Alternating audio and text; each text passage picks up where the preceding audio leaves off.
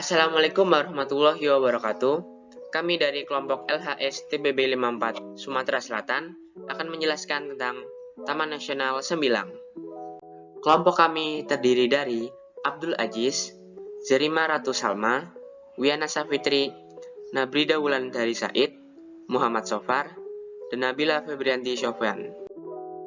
Kawasan Taman Nasional Sembilang merupakan kawasan taman nasional yang berdampingan dengan Taman Nasional Berbak. Oleh karena itu, kedua kawasan perlindungan tersebut kerap disebut sebagai Taman Nasional Berbak Sembilang.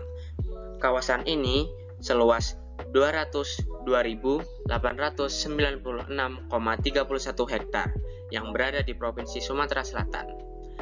Beberapa tahun setelah diresmikan, Taman Nasional ini ditetapkan sebagai salah satu lahan basah.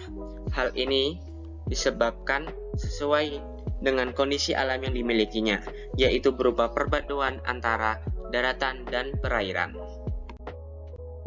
Sejarah Taman Nasional Sembilang.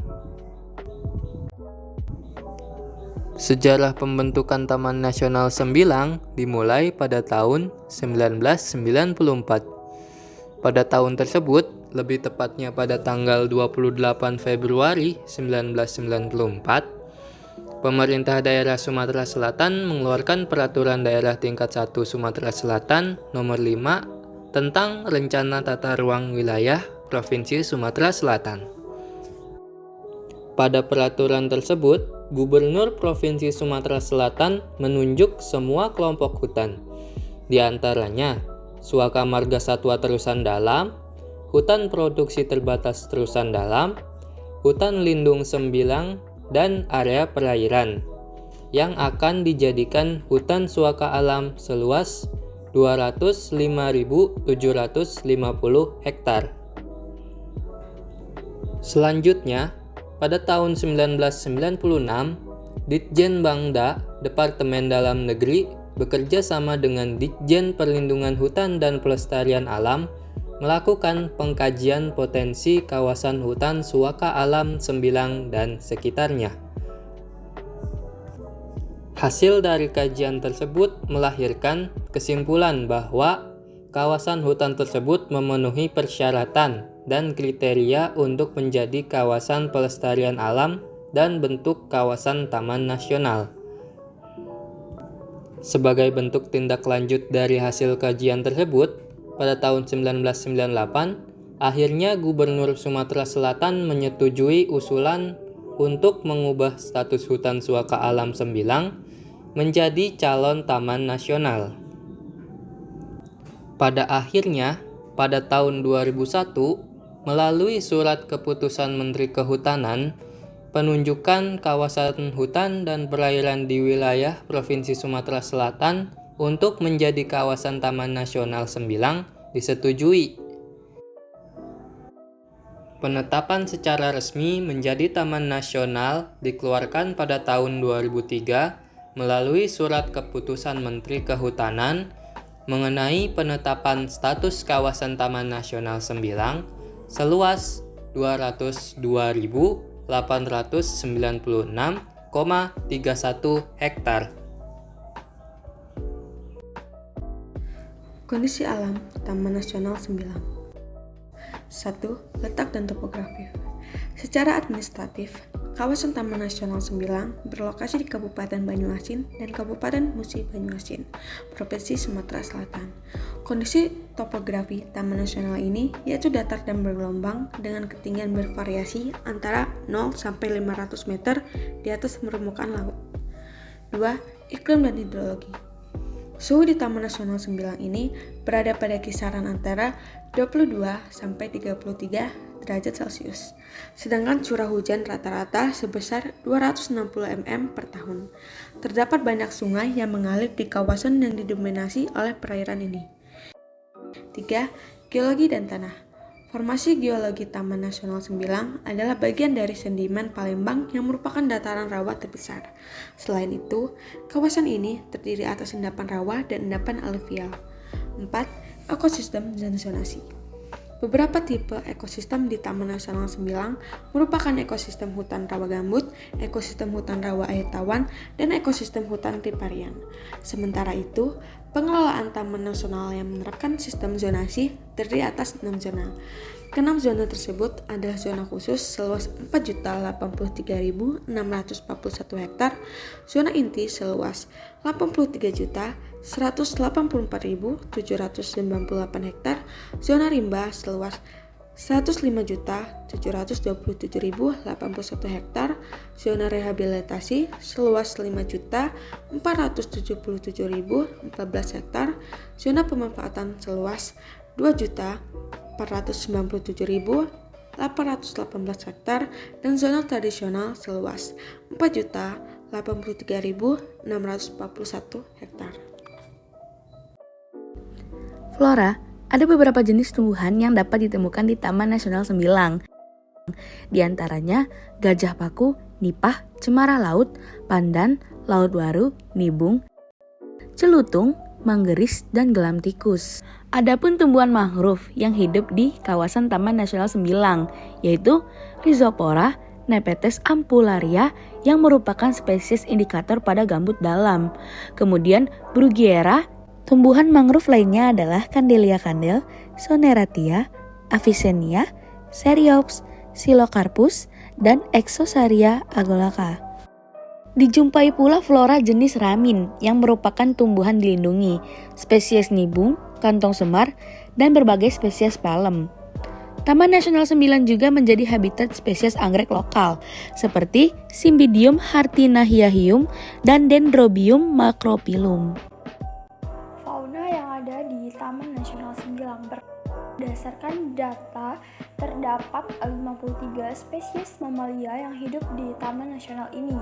Di hutan area pantai dihuni hewan seperti harimau Sumatera, gajah Sumatera, kucing mas, dan tapir.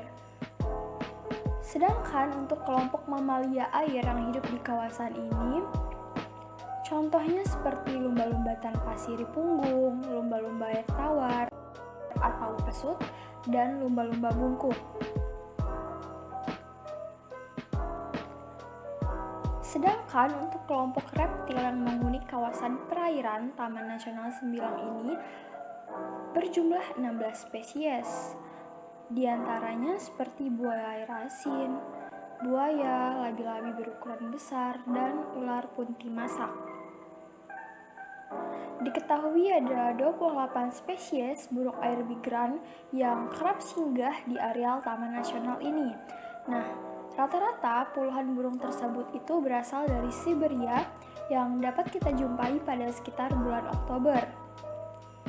Kelompok aves yang hidup di Taman Nasional Sembilang itu banyak jenisnya, dari endemik sampai migran.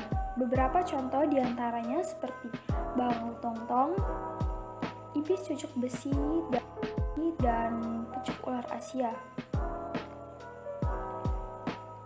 Dan untuk kelompok ikan Taman Nasional Sembilang, terdapat jenis ikan sembilang yang merupakan ikon nama yang dipakai untuk Taman Nasional ini, ikan toman dan ikan tapah. Dan untuk materi yang terakhir yaitu kegiatan dan destinasi wisata.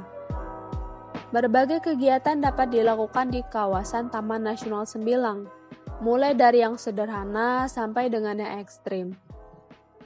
Hal tersebut juga didukung dengan keberadaan berbagai objek wisata yang dapat dikunjungi di kawasan Taman Nasional. Berikut ini beberapa kegiatan dan destinasi wisata yang ada di Taman Nasional Sembilang. Yang pertama, menyusuri sungai. Salah satu kegiatan yang paling menyenangkan untuk dilakukan di Taman Nasional ini adalah susur sungai. Terdapat sungai yang mengalir di tengah hutan mangrove dan biasanya dijadikan sebagai lokasi penyusuran. Sepanjang perjalanan, mata akan dimanjakan oleh berbagai jenis flora, serta sesekali satu akan tampak di dekat hutan. Tidak hanya itu saja, Pengunjung juga dapat melakukan kegiatan lain, seperti memancing di tepi sungai. Dan jika datang pada waktu yang tepat, pemandangan burung migran dari Siberia juga akan memanjakan mata kalian. Tidak lupa pula lumba-lumba air tawar yang diimpikan oleh para pengunjung ketika menyusuri sungai. Yang kedua, mengamati burung. Seperti yang telah disebutkan sebelumnya, Taman Nasional Sembilang merupakan persinggahan untuk burung migran. Oleh sebab itu, pada bulan tertentu kita dapat melihat ribuan burung yang bermigrasi di area perairan Taman Nasional ini. Dan yang terakhir, atraksi budaya. Pengunjung yang senang dengan keragaman budaya juga dapat menyaksikan atraksi budaya di Taman Nasional Sembilang, tepatnya di luar kawasan tersebut. Salah satunya adalah Festival Danau Ranau yang berlangsung pada bulan Desember di Oku, Sumatera Selatan. Ancaman utama di Taman Nasional Sembilang. Setiap tahun, antara September sampai November, burung migran dari Siberia, Rusia datang ke Semenanjung Banyuasin Sembilang, Taman Nasional Berbak Sembilang, Sumatera Selatan. Kehadiran burung migran ini menarik perhatian para wisatawan maupun peneliti burung. Hutan mangrove di belakang garis pantai, tempat burung migran menetap, sebelumnya mengalami kerusakan. Pada tahun 1997 sampai 1998, kawasan ini turut terbakar. Kini, kawasan tersebut dalam proses perbaikan atau rehabilitasi, terutama yang dulunya dibuka untuk tambak ikan. Berdasarkan pemantauan Mogabai Indonesia, hutan bakau mulai tumbuh. Ancaman terhadap kawasan ini juga datang dari aktivitas pertambakan ikan yang masih bertahan di kawasan yang disebut Solok Buntu atau Sungai Barong. Kawasan ini sudah ditetapkan sebagai zona tradisional. Jika tidak dijaga, bukan tidak mungkin pertambakan ikan meluas,